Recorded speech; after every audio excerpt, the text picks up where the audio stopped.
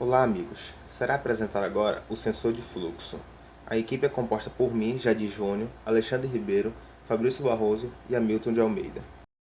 O circuito se trata de um sensor de fluxo de ar. As áreas de atuação do sensor podem variar de acordo com a funcionalidade.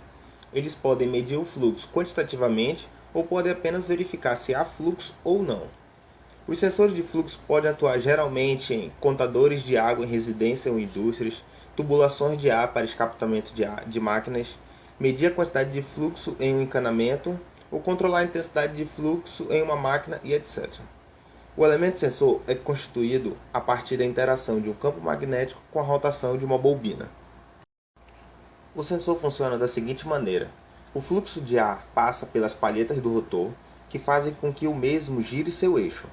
A partir desse giro, o ímã permanente que está no eixo também gira. No envoltório do ímã há uma bobina circular que corta o fluxo magnético provocado pelo ímã, e de acordo com a lei de Biot-Savart, uma tensão induzida é criada. Essa tensão é diretamente proporcional com a rotação do eixo e, portanto, diretamente proporcional ao fluxo. A imagem ao lado exemplifica um pouco o que o nosso sensor fará. Analisando o gráfico ao lado, percebemos que o fluxo e a tensão induzida será diretamente proporcional, e além disso, essa relação é linear.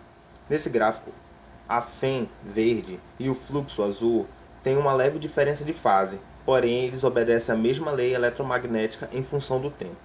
O sensor projetado por nós obedece à mesma característica ao lado, porém não foram realizados testes com fluxo negativo, já que a realização desse teste é de difícil execução, já que teríamos que inverter o fluxo no meio do processo. O circuito apresenta o capacitor para amortecimento do sinal, um Arduino Uno para calcular o fluxo em função da tensão induzida e um resistor para descarregar o capacitor quando o fluxo tender a zero. Abaixo se encontra como foi montado o display para mostrar ao usuário a intensidade do fluxo de ar. Explicando um pouco o código, tem-se o fator 3.3 que foi encontrado através de testes envolvendo um tacômetro no laboratório de máquinas na UFAM, parecido com esse da figura ao lado. O valor de tensão varia entre 0 e 5 volts e na leitura do Arduino este valor é convertido em analógico, variando de 0 a 1024. O valor de tensão igual a 100 é uma medida de segurança da leitura, pois o offset do sensor normalmente parado induz uma tensão de 0,05 a 0,09 volts, que atrapalham medidas de pequeno fluxo.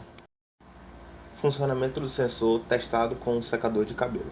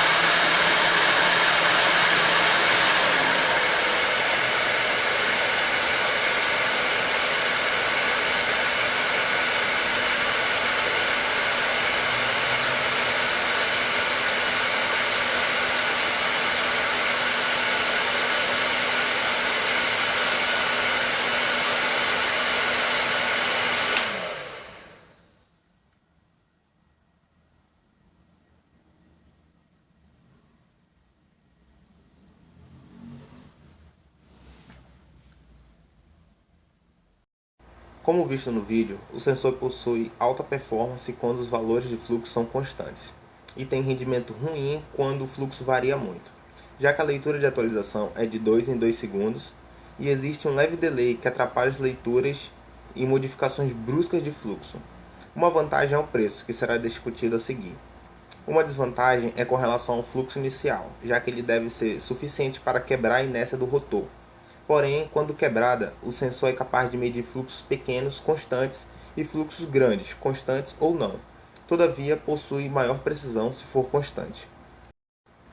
Para compararmos os preços, pegaremos primeiramente um sensor já consolidado no mercado, que ele mede tanto ar como água, possuindo uma saída igual à nossa, de 0 a 5 volts DC.